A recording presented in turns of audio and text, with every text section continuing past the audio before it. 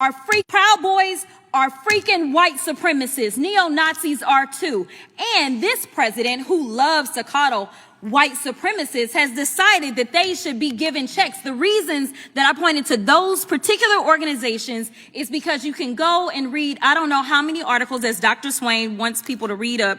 I'm going to be clear. I've read my fair share of books. I do have my fair share of degrees.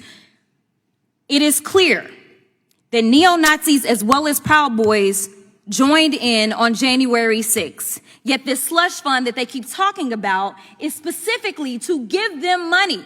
So how dare this majority sit here and try to lecture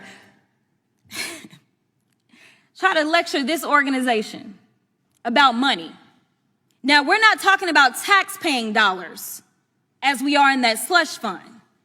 But you're telling me that $2 billion in the same country that I'm sure some of y'all would struggle with whether or not the enslavement of black people was good or bad. I'm not even going to go there and ask y'all the question because y'all struggle with defining that these people were white supremacists. But this country still hasn't thought that reparations made sense for black folk in this country. But at the same time, they've decided that people that are in organizations that are absolutely white supremacy organizations should get our tax dollars because they decided to tear apart or attempt to tear apart our democracy. They are being rewarded. These are people that went through our criminal justice system. When people on that side of the aisle claim that they love law and order, they went through it. They either entered pleas of guilty or they were found guilty. And this president, on day one, his priority was not around racism. It was around doing things like letting them go and now putting money in their pockets.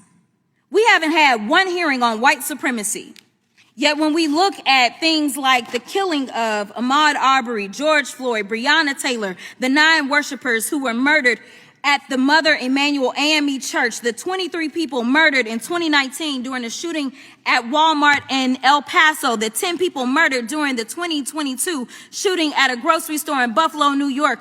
All of these were murdered by white supremacists who are empowered by the Republican Party's racist rhetoric and policies. This is the same party that wants to drag us back to the Jim Crow era. Some say that there aren't poll taxes, and I guess it's because they're not listing the amount of money. But when you tell somebody that they've got to go and pay for something, say, like a passport that costs over $100 in order to be able to vote, that looks like a poll tax to me. Some of y'all need to read up on your history books, the very same ones that the Republicans have decided that people should not hear about because you don't want real history taught in our schools because you're afraid that it's going to hurt people's feelings to know that their ancestors were so savage that they would enslave black folk. You don't want them to understand why the 14th Amendment mattered then and it matters today. You don't want them to understand that when they draw these racist lines and tell black folk that they shouldn't have representation in this country, that it is against the Constitution. You want them to be ignorant so that they can sit up here